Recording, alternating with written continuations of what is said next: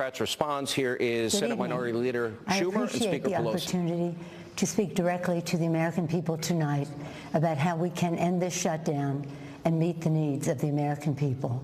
Sadly, much of what we heard from President Trump throughout this senseless shutdown has been full of misinformation and even malice. The president has chosen fear. We want to start with the facts. The fact is, on the very first day of this Congress, House Democrats passed Senate Republican legislation to reopen government and fund smart, effective border security solutions. But the president is rejecting these bipartisan bills which would reopen government over his obsession with forcing American taxpayers to waste billions of dollars on an expensive and ineffective wall, a wall he always promised Mexico would pay for. The fact is, President Trump has chosen to hold hostage critical services for the health, safety, and well-being of the American people and withhold the paychecks of 800,000 innocent workers across the nation, many of them veterans. He promised to keep government shut down for months or years, no matter whom it hurts. That's just plain wrong. The fact is, we all agree we need to secure our borders while honoring our values. We can build the infrastructure and roads at our ports of entry. We can install new technology to scan cars and trucks for drugs coming into our nation. We can hire the personnel we need to facilitate trade and immigration at the border. We can fund more innovation to detect unauthorized crossings. The fact is, the women and children at the border are not a security threat. They are a humanitarian challenge, a challenge that President Trump's own cruel and counterproductive policies have only deepened. And the fact is, President Trump must stop holding the American people hostage, must stop manufacturing a crisis, and must reopen the government. Thank you. Leader Schumer? Thank you, Speaker Pelosi.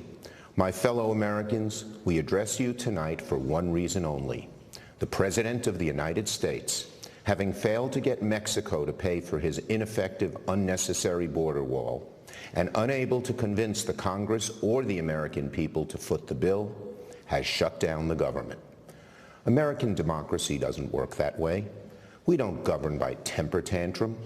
No president should pound the table and demand he gets his way, or else the government shuts down, hurting millions of Americans who are treated as leverage. Tonight, and throughout this debate and throughout his presidency, President Trump has appealed to fear, not facts, division, not unity. Make no mistake, Democrats and the president both want stronger border security. However, we sharply disagree with the president about the most effective way to do it. So, how do we untangle this mess? Well, there's an obvious solution. Separate the shutdown from arguments over border security.